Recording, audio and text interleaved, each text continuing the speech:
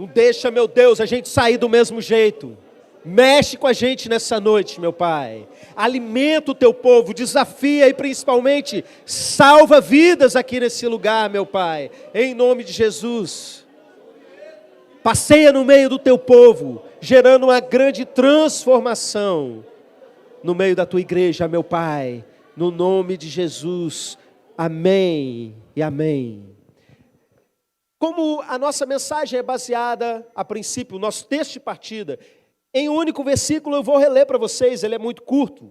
Ele diz assim, Filipenses 1:6: estou plenamente certo de que aquele que começou boa obra em vós, há de completá-la até o dia de Cristo Jesus. Vocês já viram, com certeza, aquela placa que o pessoal que está trabalhando em obra da prefeitura coloca na estrada, em obras. Eu acho algumas dessas placas até engraçadas, porque elas são educadinhas, né? Em obras, desculpe o transtorno. E alguns crentes, às vezes, mandam fazer uma camisa assim, em obras. E eu acho bonito. E a base bíblica para isso é justamente esse verso que nós acabamos de ler. Mas eu acho, inclusive, que algumas pessoas deviam colocar uma camisa assim, em obras, desculpe o transtorno. Porque, às vezes, meus irmãos, a gente está tão com um turbilhão de tantas coisas acontecendo na nossa vida, que quem está de fora não entende, muitas vezes, o nosso comportamento ligeiramente transtornado. Eu quero dizer para vocês que eu estou em obras. Tem mais gente em obras aí. O apóstolo Paulo, ele disse que eu tenho certeza que aquele que começou a boa obra em vocês vai completar essa boa obra. E a mensagem dessa noite, a gente vai refletir um pouco sobre essa obra. A gente vive numa cidade, numa metrópole, que junta aí vários municípios que a gente chama de Grande Vitória, que em alguns momentos é muito difícil de se transitar, de tanta obra que está acontecendo. E ninguém gosta de estar, de repente, com um compromisso marcado e ver uma plaquinha em obras e você não conseguir chegar no compromisso. Eu estou aqui lembrando agora, irmã Lutesca, daquela vez que eu fui pregar lá no seu trabalho, não é? E a gente madrugou, saiu daqui amanhecendo o dia, mas era tanta obra no meio do caminho que quando eu cheguei no culto já tinha acabado o culto, não dava mais para pregar. Aí da outra vez a gente fez pregação por live. É bom que lá na sala tem uma televisão grande, a gente conseguiu resolver dessa forma. Mas, meus irmãos, quando passa a obra e que o trânsito começa a fluir, eu vou dar um exemplo para vocês.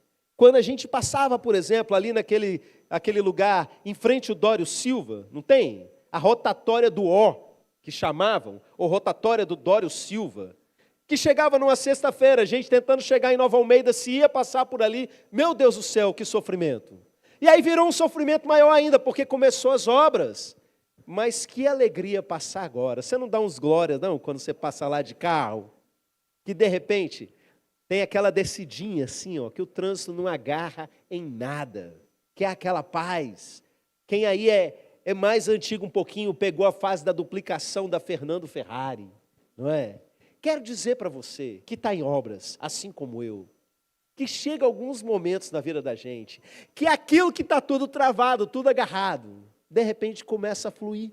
E você vê, graças a Deus passou, graças a Deus, essa obra difícil, ela foi à frente.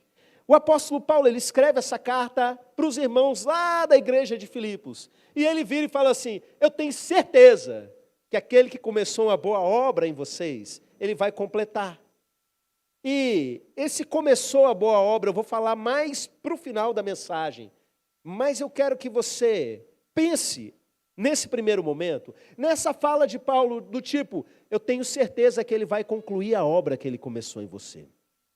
Será que alguém que conhece a sua vida, e Paulo tinha motivos para dizer isso, ele conhecia bem esses irmãos, e ele fala várias coisas nos versículos de antes e depois, né, a respeito deles. Mas será que alguém que conhece bem a sua vida poderia dizer isso? Eu tenho certeza que Deus está fazendo uma obra e Ele vai concluir na sua vida.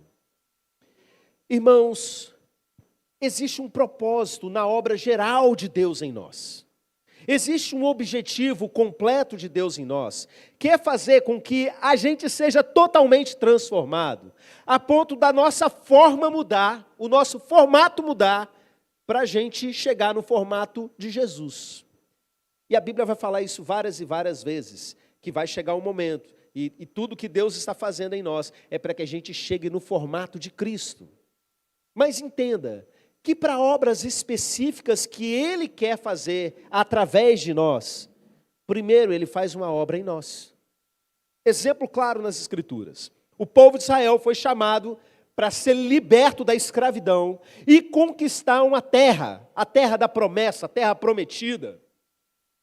Só que para chegar lá, Deus pegou esse povo e passou com eles por um caminho no deserto.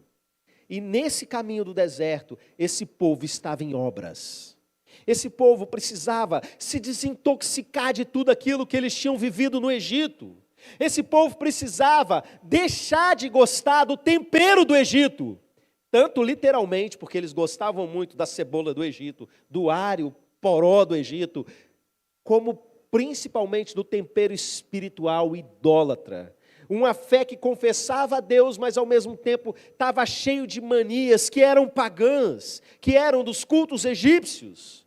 Mas deixa eu falar uma coisa para vocês, nesse processo de obras, eles falharam. 40 anos eles ficaram numa caminhada que devia ter durado dias, meus irmãos. E você sabe o que é pior disso tudo? Chegou ao final, morreram. Os filhos seguiram com a promessa. A promessa sobre o povo se cumpriu, mas sobre as pessoas, eles não viveram essa promessa. Por quê? Porque eles falharam no processo. Existem tratamentos de Deus em nós, que dependem da resposta que nós damos a esse tratamento. Deus chamou você para certas coisas, meus irmãos, mas muitas vezes você não está chegando lá, porque agarrou no meio do caminho. Um outro exemplo para a gente fazer um paralelo claro com relação a isso, foi Jesus. Quanto tempo o povo de Israel ficou no deserto, meus irmãos? 40 anos. Jesus acabou o seu batismo, entrou no deserto, e depois desse deserto ele iria começar o seu ministério. Quanto tempo Jesus ficou no deserto? Fala para mim bem alto. 40 dias de deserto. O povo 40 anos, Jesus 40 dias. O povo reprovou. Jesus venceu Satanás no deserto. Jesus passou esse tempo no deserto em jejum e oração. E ele se preparou para uma grande vitória que estava pela frente. Eu quero trazer isso à memória de vocês, nesse início de mensagem, para você entender que muitas vezes você está agarrado em fase da sua vida que você não devia mais estar. Que Deus chamou você para coisas muito maiores, para outras situações, para outras realidades, e você simplesmente agarrou no meio do caminho. E você precisa responder a isso de maneira adequada. É pecado agarrando a sua vida. É muitas vezes entendimentos errados, informações erradas, crenças que não batem com aquilo que a Bíblia ensinou. Religiosidade, meus irmãos, como o povo está preso em religiosidade e deixa de viver o propósito de Deus. A mensagem dessa noite tem a ver com esse desatar, para você viver isso que Paulo falou sobre os filipenses. Eu tenho certeza que aquele que começou a boa obra na vida de vocês vai levar vocês até o fim nela. É isso que precisa se cumprir na vida de vocês. E para isso, eu vou contar para vocês algumas experiências que a gente tem vivido no nosso retiro, que eu disse agora há pouco, que ele se chama Imersão Total. Esse é um retiro para gente que já é servo do Senhor. E ele tem esse nome, Imersão Total, porque ele é baseado completamente naquele texto de Ezequiel 47, que fala sobre o rio de Deus. E eu não vou aqui falar a respeito do rio de Deus, porque são mensagens relacionadas ao que vai acontecer lá dentro, e lá, quando você for, você vai ouvir a respeito, mas eu quero só adiantar um assunto. esse rio de Deus, que é o Espírito Santo, aonde ele toca, ele transforma. Aonde tem morte, passa a ter vida. Aonde tem dor, aonde tem luto, aonde tem infertilidade, quando isso entra em contato com o rio de Deus, tudo é transformado. E isso tem tudo a ver com a mensagem dessa noite, com essa questão da boa obra de Deus em nós, do que Deus tem para fazer a partir de nós. Porque quando você entra num processo desse, de busca e consagração, que é o que acontece nesse retiro, áreas da sua vida que você nem lembra que existem, ou áreas da sua vida que você varre para debaixo do tapete, de repente são expostas ao rio de Deus. E aí, meus irmãos, tudo pode acontecer. E a gente tem vivido, ao longo dos anos, sinais e maravilhas em retiros. E coisas tremendas, coisas muito poderosas têm acontecido, meus irmãos. Embora o retiro não seja um lugar para você ir buscar a bênção, mas o simples fato de você estar ali para tirar esses entraves do agir de Deus em você, coisas tremendas vão acontecendo. Desde visões, profecias, curas físicas, desatar ministerial. Eu vou falar mais a respeito disso no nosso segundo pré-imersão, que será no domingo que vem, na parte da manhã, não é? Mas nessa noite eu quero que você entenda esse princípio, o fato de você se colocar em contato com esse rio, e a promessa de Deus, achegai-vos a Deus, Ele chegará a vós. Você vai se achegando, vai tendo contato, coisas vão acontecendo. Só para vocês entenderem, quando eu falo de milagre aqui nessa igreja, eu não estou falando de gente empolgada, que vira e fala assim, eu fui curado, mas na verdade não foi bem assim, pastor. E passa um tempo e você percebe que não é, ou como você vê muito na internet, né? É o mesmo ator em cada testemunho dessas igrejas de milagreiras. Não é disso que eu estou falando. Vocês estão diante de um pastor que mora no bairro da igreja e que está aqui pastoreando, liderando essa igreja há 23 anos. Cheguei com o pastor Osias pastoreando essa igreja e já cheguei como auxiliar dele, auxiliando em tudo basicamente. Depois me tornei pastor-presidente. Eu conheço essas pessoas que viveram transformações. E vocês me conhecem ao ponto de saber também que eu não estou mentindo, que eu não estou contando lorota. E a melhor forma é você perguntar para pessoas que foram. Me lembro, por exemplo, que nós levamos um pastor muito conhecido aqui no bairro, de uma igreja vizinha, uma igreja amada nossa aqui, a PIB de Gaivotas. E esse homem estava lá no retiro, e em determinado momento, eu olhei para a perna dele, e tinha uma sonda descendo pelo joelho. E ele viu que eu tinha percebido, e ele veio me contar a situação. Olha, sexta-feira era o dia de eu ir no hospital para tirar a sonda. Essa sonda está direto na minha bexiga. Porque ele estava com um problema de próstata seríssimo. E ele fez o seguinte pedido de oração para mim. Pastor Clériston, ora para chegar o dia da minha cirurgia, porque eu estou esperando marcar há muito tempo e eles não marcam. E sabe que no sistema público às vezes é muito lento mesmo, não é? E ele lá angustiado com aquilo, eu falei, irmão, eu vou orar por isso, mas antes eu vou fazer uma outra oração. Que Deus cure você. Pensa, você está num ambiente cheio da glória de Deus, com gente orando por você 24 horas por dia. É impossível que nada aconteça. Você está num ambiente de fé, num ambiente de quebrantamento. Irmãos, esse homem orou, creu naquela palavra. Chegou na segunda-feira, ele por conta própria resolveu fazer os exames. E ele estava simplesmente curado. Não tinha mais os exames, tanto de ultrassom que ele fez, quanto exame de sangue, não tinha mais nada. Foi no médico, tirou aquilo. E aí, meus irmãos, sabe o que aconteceu? A outra oração também foi atendida. Foi marcada a cirurgia. E ele foi, e chegou lá, meus irmãos. Teve que refazer todos os exames de véspera. E ele pensou, eu sei que eu fui curado, mas vamos ver o que isso vai dar. E ele chegou lá, já estava de macacão para a cirurgia, o médico pegou os exames, virou e falou, não tem necessidade, a sua próstata voltou ao normal. Nós temos muitos e muitos testemunhos, histórias de milagres, e eu não vou contar todas elas. E existe uma que eu sempre conto. Pastor, por que você sempre conta essa história? Porque ela é didática, é só por isso. porque ela ajuda você a entender um determinado processo que acontece relacionado à obra de Deus na vida de cada um. Que é um testemunho que o irmão Fernando e a irmã Andressa viveram quando eles foram para o nosso retiro. E eu quero chamar o irmão Fernando aqui. Ele virou para mim ontem e falou assim: pastor, a igreja deve estar cansada dessa história. Já ouviu tantas vezes? Aí eu pensando aqui que nada, o pessoal fica lá e completando na cabeça, né? Todo mundo feliz, celebrando com a história que ele está contando. Mas eu expliquei para ele. É importante, por quê?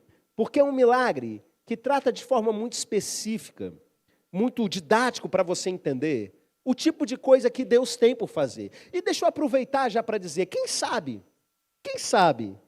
no próximo imersão, no ano que vem, não é a sua história que eu vou estar contando aqui. Estou falando isso para despertar sua fé. Você que está até assim, não sei se eu vou, não sei se eu não vou. Quem sabe eu não vou estar aqui contando uma reviravolta que aconteceu na sua vida a partir da imersão. Fernando vai contar resumidamente para a gente essa história. E você que não conhece vai entender o porquê, né? E você que já conhece vai dando glória. A paz, irmãos. Boa noite. Vou tentar resumir. Realmente eu falei para o Clériston, você quer que dá o testemunho de novo? O pessoal já está enjoado já, Clériston. Mas eu já frequentava essa igreja há bastante tempo. Eu e minha esposa já fomos convidados várias vezes para ir no encontro e a gente não ia por questão de trabalho.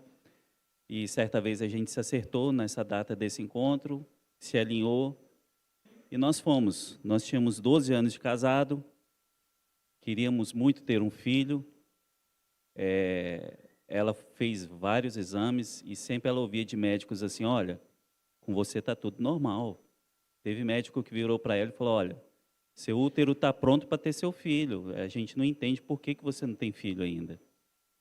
Aí eu falei: não, então eu vou fazer exame, que o problema pode ser comigo. Aí o médico virou e falou: ó, com você não tem nada de errado, está tudo normal. E era essa agonia, testes de gravidez negativos, e aí a gente foi no encontro. Ela não foi com esse intuito de pedir, mas eu, como marido dela, e era meu sonho, eu pedi isso para Deus lá no encontro e para Deus mostrar tudo aquilo que Ele queria me mostrar. E resumindo, lá no encontro, o irmão Dutra, ele orou por mim e ele pediu para Deus dar uma resposta no prazo de 30 dias, pelo sonho que eu tinha, que era ter um filho. O encontro acabou no domingo, a gente fez as contas, a minha esposa engravidou na terça-feira e com 30 dias após o encontro, Deus testificou, ela estava grávida. No nome de Jesus. Hoje o meu milagre está lá na salinha das crianças, com 7 anos. E eu falo para vocês que tem dúvida ainda de ir, vá. E Deus vai mostrar tudo aquilo que Ele quer para vocês naquele encontro.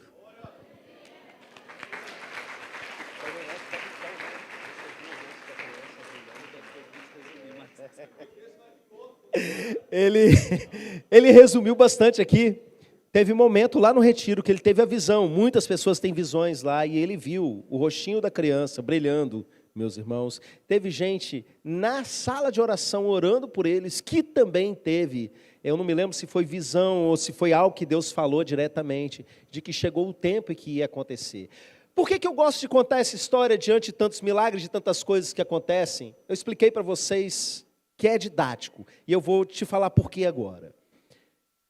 Pensa comigo, 12 anos, já era servo de Deus, já estava aqui na igreja há um bom tempo, 12 anos sem engravidar, fazendo tudo quanto é teste, e de repente Deus faz ele ir lá, e só depois que ele foi, é que isso é liberado. Por que Deus fez isso com eles? E eu vou explicar para vocês como isso funciona a nível de tratamento espiritual.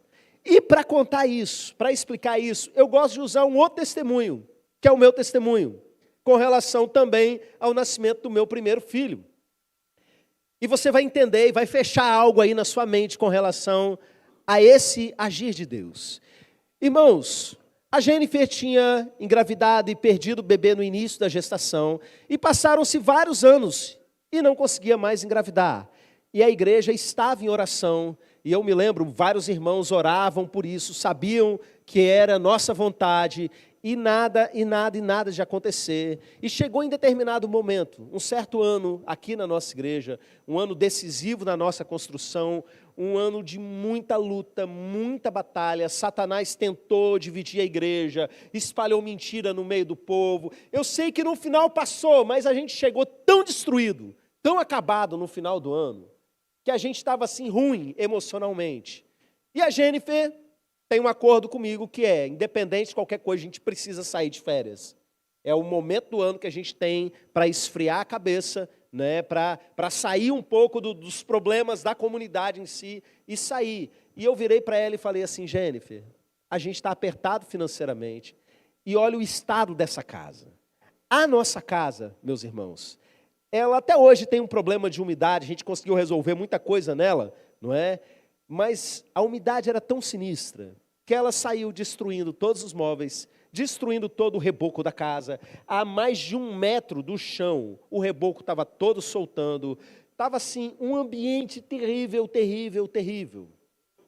Eu lembro, né, e gosto de falar que esse menino que está aqui já, um adolescente, né? Ele era bebezinho na época, quando iam lá para casa, ele ficava descascando a parede, assim, de brincadeira, porque era gostoso de mexer, de tanto que soltava, meus irmãos. E eu me lembro que naquele momento eu virei para a Jenny e falei assim, olha o estado da nossa casa. Tem condição de ter uma criança aqui?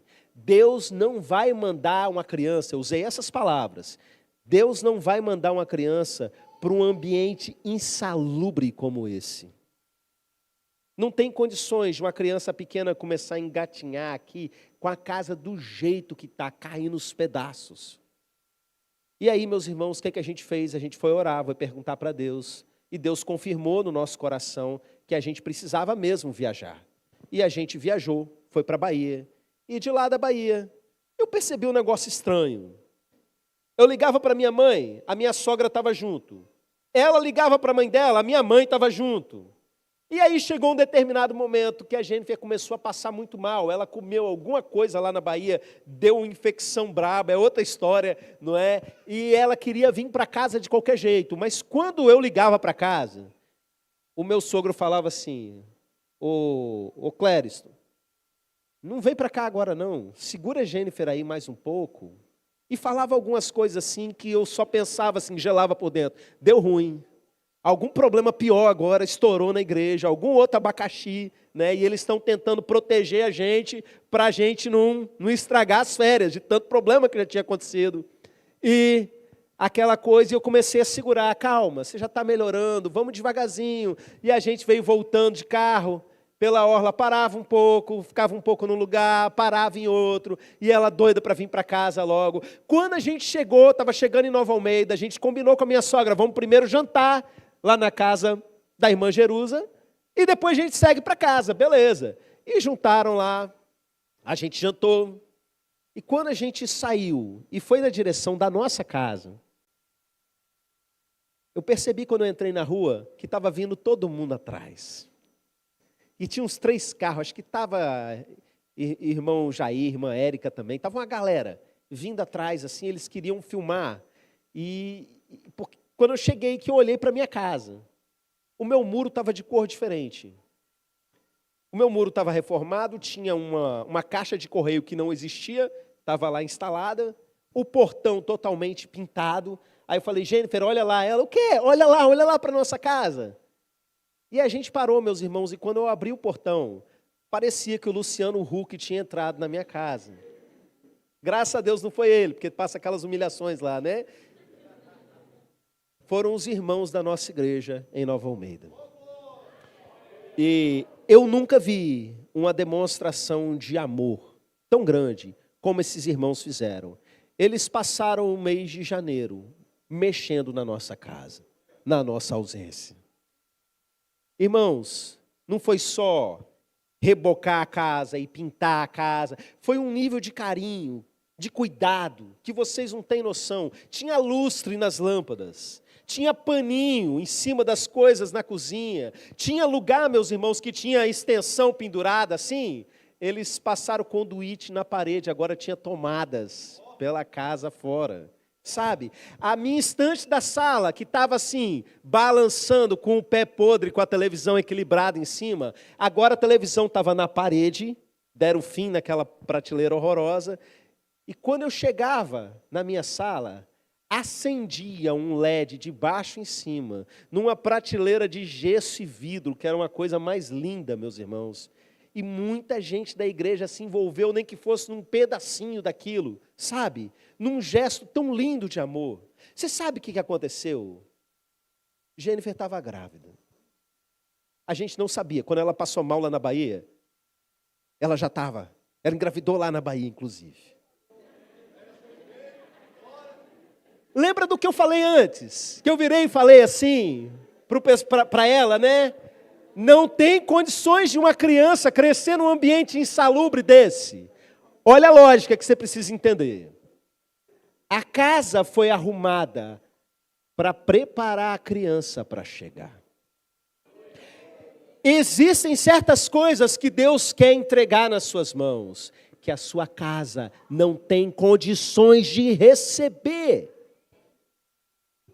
Voltando à história de Fernando e Andressa e Caleb. 12 anos de casamento, sem nenhum filho. Eles não tinham condições de receber até esse momento. Eles foram para o retiro, a casa foi arrumada. Eu não estou falando que a casa deles viveu por uma reforma. Estou falando que a casa deles, enquanto família, eles precisavam de acertos dentro deles e entre eles, para poder receber aquilo que Deus tinha para eles. Ah, pastor, mas tem um monte de menina aí com 14, 15 anos que não devia engravidar e tem um monte de filho e não sei o quê. Eu estou falando de servos de Deus. Eu estou falando de pessoas que entregaram a vida na mão do Senhor e disse, faça, Senhor, o que o Senhor bem entender. É desse tipo de gente que eu estou falando. Existe uma obra. E essa obra precisa se concretizar. Deus tinha planos para dar filhos para eles, Deus tinha plano para dar filhos para mim. Entretanto, coisas precisavam acontecer. Casa precisava ser arrumada, meus irmãos. E é aí que está. O retiro não é a fila da bênção. O retiro não é para quem quer ir lá buscar a sua bênção e não quer transformação de vida. O retiro é para quem quer arrumar a casa. E seja do jeito que Deus quiser, da maneira como Ele quiser. E é por isso, meus irmãos, que coisas tão tremendas acontecem. Aquele que começou a boa obra na vida de vocês, Paulo disse, eu tenho certeza que vai completar. E eu quero dizer para vocês sobre o que é começar a boa obra. Deixa só elas trocarem. Eu fico pensando nessa equipe de ministração, acho que nem precisa ir para o seminário, né? Eles já tem uma aula de teologia aqui, eles estudam meus esboços de mensagem toda semana, meus irmãos. Vai trocando as escalas, né? Estão ficando afiados na Bíblia. Não só estão ouvindo, como estão estudando e pregando junto. Estão se tornando aí pastores de carona, né? Irmãos, Paulo fala que Deus começou a boa obra. E do que ele está falando? Ele está falando, meus irmãos, de um ponto específico na vida da gente, quando Deus dá o start. E você precisa entender bem isso, porque quer dizer que antes disso Deus não agia? Não, nada disso. Deus está agindo na vida de todos nós, o tempo todo. Estamos todos debaixo da graça de Deus. Mas quando Paulo fala que ele começou a boa obra, ele está falando do dia em que essas pessoas receberam a Cristo como seu Salvador. Na linguagem popular do evangélico brasileiro, o dia que essas pessoas aceitaram Jesus. Teólogo não gosta muito dessa expressão aceitar Jesus, porque ela não está na Bíblia. E dá a ideia assim de que, nossa, eu sou tão importante aqui que Deus está tentando me empurrar a Jesus e eu finalmente aceitei, né? Algumas pessoas puxam para essa conotação. Eu não fico problematizando, meus irmãos, porque a Bíblia tem outra expressão parecida, que é receber Jesus. Quando você recebe Jesus, Ele passa a morar dentro de você. E algo acontece. Tem uma outra expressão na Bíblia que eu gosto mais de usar, não é? Que é nasceu de novo. Jesus disse para Nicodemos, se você não nascer de novo, você não tem como entrar no reino de Deus. E basicamente isso. E para a gente entender que a boa obra, ela acontece depois que há um começo. Você precisa entender o que é esse começo. A pessoa precisa aceitar Jesus. Esse retiro nós temos um pré-requisito, na verdade 2. A pessoa precisa ter mais de 16 anos. Ah, pastor, mas se a pessoa tiver menos e precisa tanto, calma que tem uma imersão teen daqui mais uns dias pela frente. Só para adolescente, que é maravilhoso, tá? Mas o primeiro requisito é a idade e o segundo, tem que ter aceitado Jesus, tem que ter recebido a Cristo, tem que ter nascido de novo. E esse primeiro pré-encontro, além de ser um motivador para você querer ir, para você pensar, nossa, eu quero esse negócio, eu estou precisando justamente disso, de dar uma reviravolta na minha vida, é também para você se avaliar com relação a isso. Sabe por quê? Porque a maior parte das pessoas que não são ateias, elas acham que já aceitaram Jesus. Eu me lembro quando eu era garoto e eu estava com meu pai fazendo visitas na igreja e a gente encontrou uma senhorinha. E o meu pai foi evangelizar essa senhora e perguntou, a senhora já aceitou Jesus? E a resposta dela, que você já deve ter ouvido de várias pessoas, é, com certeza. Eu aceito Jesus todo dia. Não entendeu do que a gente está falando. E eu preciso que você entenda do que eu estou falando. O que é o novo nascimento? Irmãos, o povo evangélico sabe que a salvação é pela fé, mas eles confundem essa fé com acreditar que Jesus existe. E pensa assim, eu não sou ateu, então eu creio em Jesus, então eu vou para o céu. E não é isso que a Bíblia ensina, meus irmãos. A Bíblia diz, por exemplo, que os demônios, eles também creem e estremecem. Não existe demônio ateu. Ateus são os seres humanos enganados pelos demônios, iludidos por esse mundo caído. Mas não existe demônio ateu. Como também pessoas que conviveram com Jesus nos seus tempos de ministério terreno, também acreditavam que ele existe, porque estavam diante dele. E não só isso, sabiam que ele era o Messias.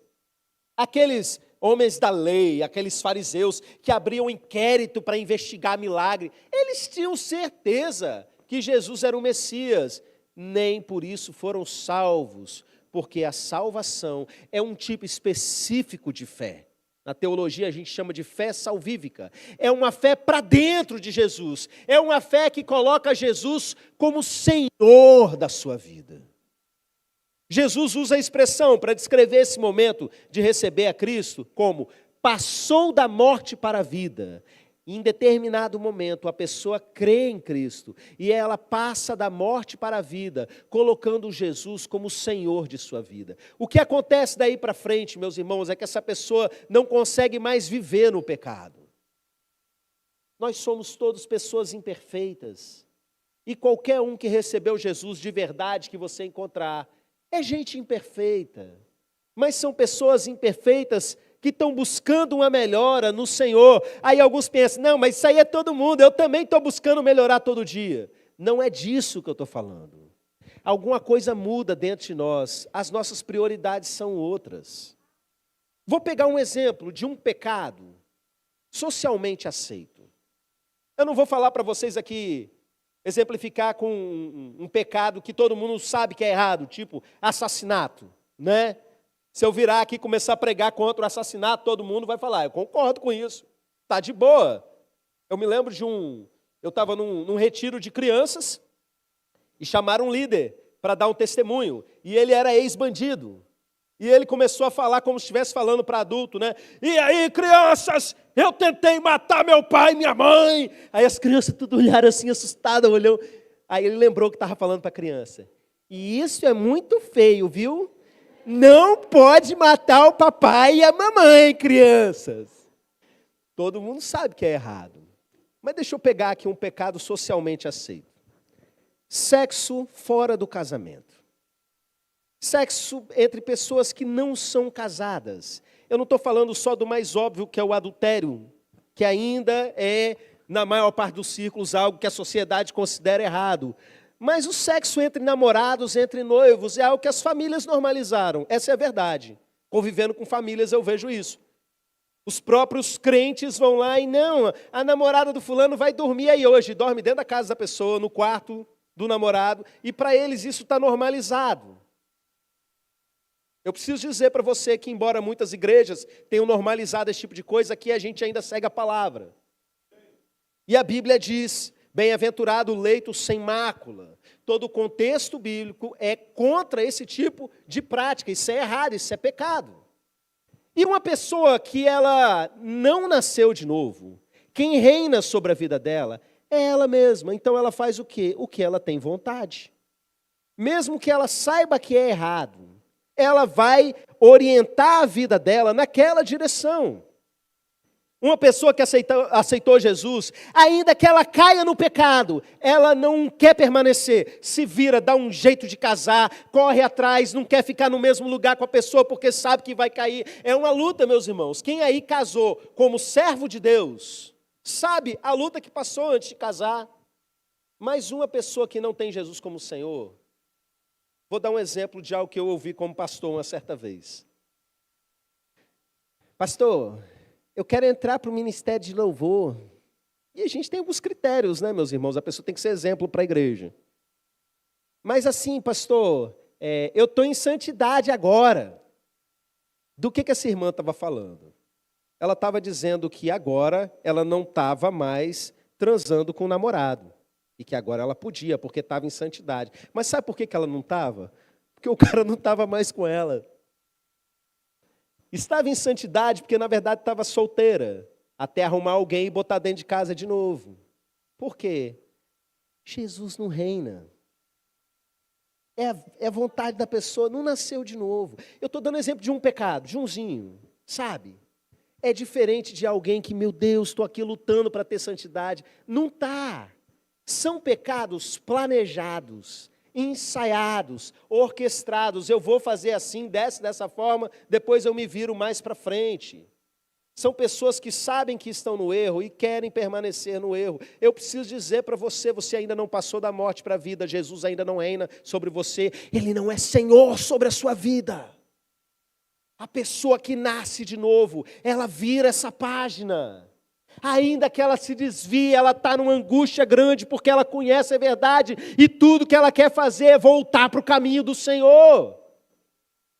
E aí, se tem algo ou alguém no caminho impedindo você de servir a Deus, seja um relacionamento que você está apaixonadinha, você joga para o alto, porque o que importa é Jesus. E se é um emprego porqueira, sem vergonha, que bota você para mentir, para fazer um monte de coisa errada, você joga para cima e vai, nem que seja passar fome, mas vai passar fome com Jesus como seu Senhor, porque você passou da morte para a vida, porque você recebeu a Cristo como seu Salvador. Você não anda mais conforme a lei desse mundo, você não anda mais conforme os ensinos e conceitos desse mundo. É por isso, meus irmãos, que muita pessoa, depois que recebe a Cristo como Salvador, corre para se casar, termina com as amantes, larga emprego. Eu vi um testemunho bonito de um irmão que foi no primeira imersão que a gente teve, e a gente está querendo levar ele no atual, né? Ele contando que quando ele saiu de lá, ele viajou daqui para o Rio de Janeiro para ir pedir perdão para o pastor dele da outra igreja, de quando ele era mais novo. A pessoa quer acertar a vida. A pessoa não aceita mais viver do mesmo jeito. Por quê? Porque agora a luz entrou. Começou uma boa obra. Quando Paulo fala, eu tenho certeza que aquele que começou a boa obra, lá na frente, um versículo ou dois para frente, ele vai dizer, por que ele tem certeza? Porque vocês são participantes da mesma graça que eu. Aconteceu alguma coisa, a chave virou. Irmãos, tem gente que não quer aceitar Jesus, sabe por quê? Porque entendeu essa mensagem.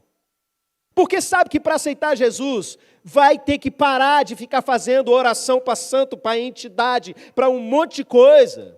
Oferenda para isso, oferenda para aquilo. Sabe que vai ter que terminar relacionamento, sabe que vai ter que tomar um monte de postura. E aí a pessoa decide, eu não vou aceitar Jesus porque eu não quero parar com essas coisas. Eu amo mais a minha religiosidade do que o próprio Jesus. Na prática é isso. E se convence de muitas outras coisas. E eu preciso que você entenda o principal dessa mensagem. Não é sobre você ir para a imersão ou não. Se você for, a gente vai ficar muito feliz e vai orar dia e noite para você sair de lá transformado. É sobre você ir ou não para o céu.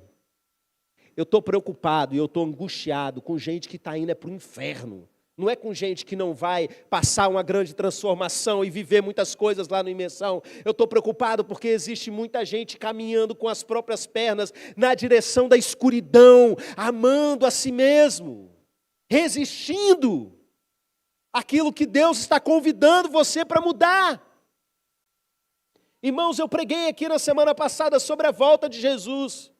E eu mostrei para vocês que se fosse agora, a qualquer momento, se hoje você for chamado à presença do Senhor, seja porque os céus se rasgaram e Ele veio, ou porque você morreu, e você não é um salvo, e você não passou da morte para a vida, e você não recebeu Jesus como Senhor. Tem um monte de evangélico que vai para o inferno, como tem um monte de espírita que vai para o inferno, como tem um monte de católico que vai para o inferno, porque não é religião. É você ter nascido de novo, por meio dessa fé, que coloca Jesus como o Senhor da sua vida. Que desculpa você vai dar diante do Senhor? Quando você ouvir, apartai-vos de mim, vocês que praticam a iniquidade, você vai lembrar, talvez, de quando Deus te trouxe para um culto como esse, e botou um servo dele para abrir a palavra e explicar sobre a boa obra. É de graça, está acessível a todo ser humano. Não importa a língua que você fala, não importa a sua classe social. Já pensou se salvação fosse algo que dependesse de oferta, meus irmãos? Os pobres estariam perdidos.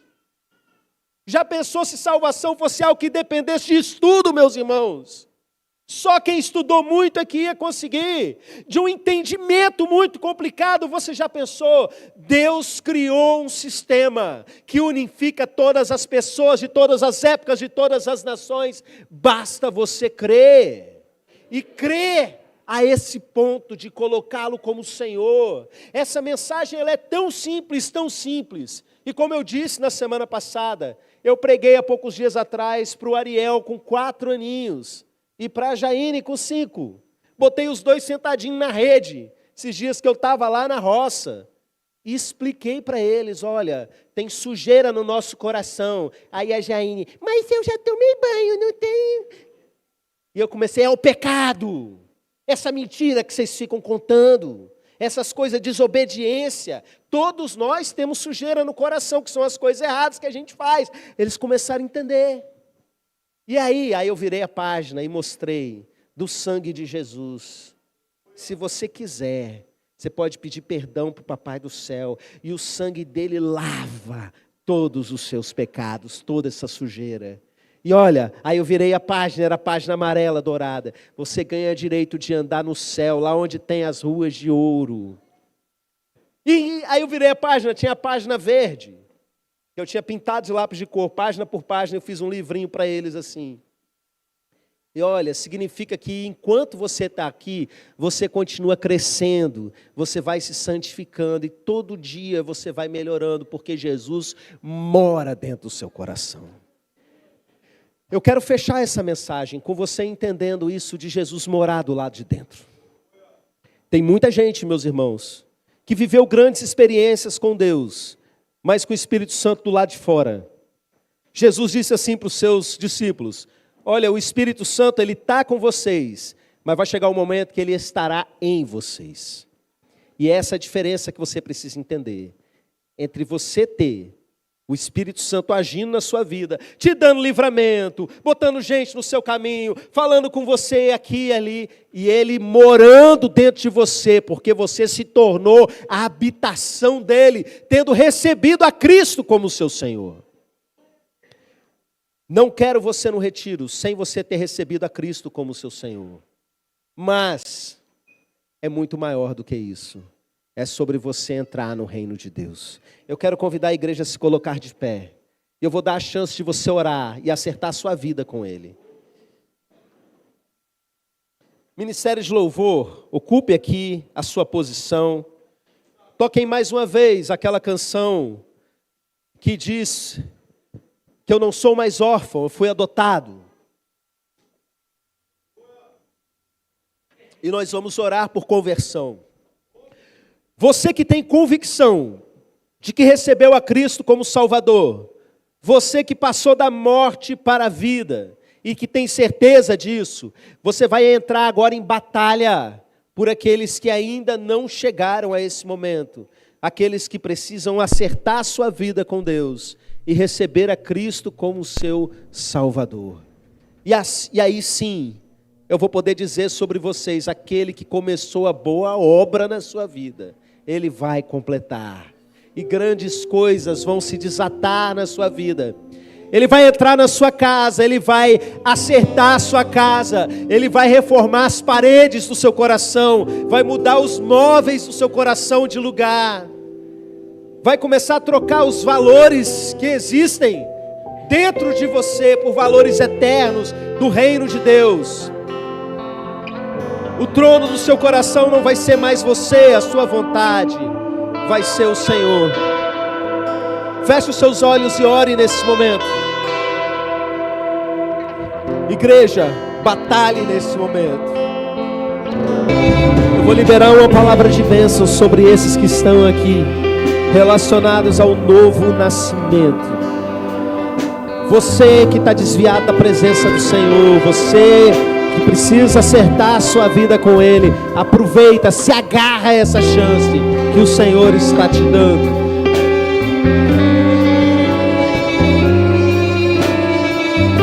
Cinco, 4, 3, 2, 1. Estenda suas mãos na direção desses irmãos.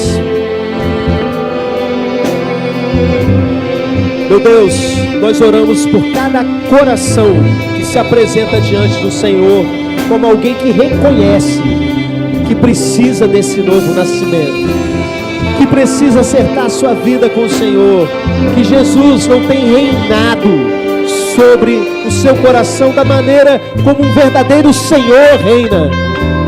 Por isso nessa noite, meu Deus, que o Senhor seja declarado Senhor sobre cada um, que cada um desses caminhe como alguém que tenha convicção que o nome está escrito no livro da vida. Transforma cada um, e que a partir do dia de hoje as coisas sejam diferentes, que uma verdadeira transformação aconteça, porque a Tua palavra nos promete que se alguém está em Cristo, nova criatura é. As coisas velhas passaram, eis que tudo se fez novo, eis que tudo se fez novo, eis que tudo se fez novo. Transforma, meu Deus, transforma, salva, meu Pai. Recebe esses novos irmãos, meu Pai, em nome de Jesus. Faz uma grande transformação na vida deles, meu Pai. E a partir de hoje eles possam realmente declarar-se como salvos pelo Senhor, servos do Senhor Jesus Cristo. Em nome de Jesus. Amém, amém, aleluia. Aplauda o Senhor. Dê um abraço bem apertado em cada um desses irmãos. Os levitas podem chegar perto, podem se achegar. Se você ainda não conhece, esse é o momento de você perguntar o nome, iniciar uma amizade, porque eles são sua família agora, são a família de fé do Senhor. Aleluia. A igreja pode ir se assentando. E nós temos um segundo apelo. Peço ao Ministério de Mídia que coloque aquele link disponível.